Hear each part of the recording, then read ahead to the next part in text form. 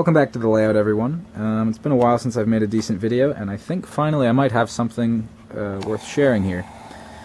Hopefully I'll have another video up within a week of some more progress, but I have been working on a few things down here. First of which is I went to this ridge line up here, and I had a bunch of rocks laying around. I was trying to get some cleaning up down here. That's how this actually all got started. And I found these 4 rocks just laying in the bottom of a box, and I glued them on here at the top of this sort of ridge line, as you can see, and those have now been glued in, and I put spackling putty around them and painted it green to kind of build some of the terrain into the edge there. And in theory now it's ready to be repainted with a little bit of brown. I'll repaint the rocks, and then I'll add turf, bushes, and some ballast. But before I do that, I figured, I have a little bit of plaster cloth left as well, so I'll start working on this edge over here. So there, I've got that, and I started using a new sort of method of creating terrain, and I'll go over that in a little bit. But first I'll just show you this progress. So there's that plaster cloth sort of creating that, slide forward a little bit here, creating that sort of contour, and then moving down here. I think you guys have seen this before, but this is just a piece of foam, and then I shaved it down. This is the new method I've been using.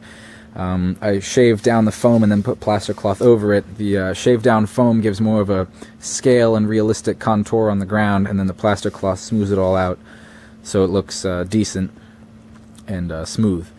So then the other thing I did was just for sort of a concept to see what this will look like, I painted in between the tracks green here, and then going down this way I even painted green over some of the ballast. Obviously ballast isn't green, but I realized this ballast here is kind of getting a little wide, and I think the layout would look better if I sort of started some foliage coming across like that. So that's the big project here. I hope to have sort of this whole section here done in the next week. I've been making quite a lot of rocks. I'll sort of move over here and show you what progress we've got there. I also painted, I spackled and sanded and then spray painted the lake base in here brown, and then I'm going to get airbrush and go over with a little bit of blue and green to get the right color for the water that I want. I'll also be putting rocks up on the edge. Originally I was just going to paint the plaster cloth, but I like the way the rocks look a lot better, so I'm going to go with that. Like I said though, I have been making these rock castings. I got sort of a bunch here. I need to make a lot more. And then in between I'm going to use sort of like a smaller rock, and originally what I had used was chopped up bits of real rock. The only problem with that is that those bits of almost like ballast, I guess, is that it's a little too, the color isn't quite right for what I'm making. So what I think I'm going to do is every time I pop these rock molds out, I end up with a little bit of sort of this mess here.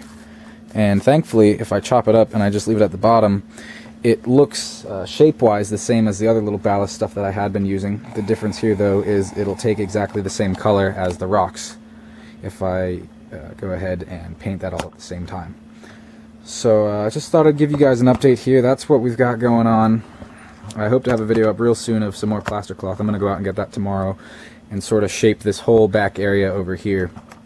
I did take the big yellow rock block out. It used to just be a big piece of foam that was painted yellow. I don't really like that anymore. I used to, but I'm not happy with it. So I took it out, and I'm going to replace that with a flat piece of cardboard, and then I'll glue a whole bunch of these rock castings on, sort of on top of that, and just place it like that. So that's that. There really isn't too much to show here. I ran out of plaster cloth. Actually, I had some left, but it was so old that it really didn't soften up and do what it needed to do. So I'm going to go out and get at least another roll of that. Hopefully that'll be enough to cover this. I might get a second one. But hopefully from this vantage point, this should all look sort of completed here.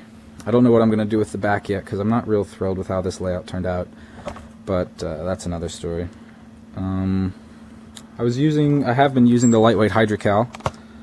This plaster stuff. Norman Plaster Paris works fine, but this stuff, one I had laying around, and two, it dries really quickly and it's light. And it's just, I was cleaning up down here and I figured I'll use this before I get new stuff. So that's that. I hope to have more stuff up here relatively soon. I don't know if there'll be too much about it, but at least some progress. And if I do get this done, hopefully I'll get some neat shots with running stuff through here. running trains is probably less than half of this hobby, probably much less than that, but it is fun to see how everything looks when it's all done. So with that, I think I'm going to end here, and check back sometime soon, and hopefully I'll have some real progress here for you guys. Thanks.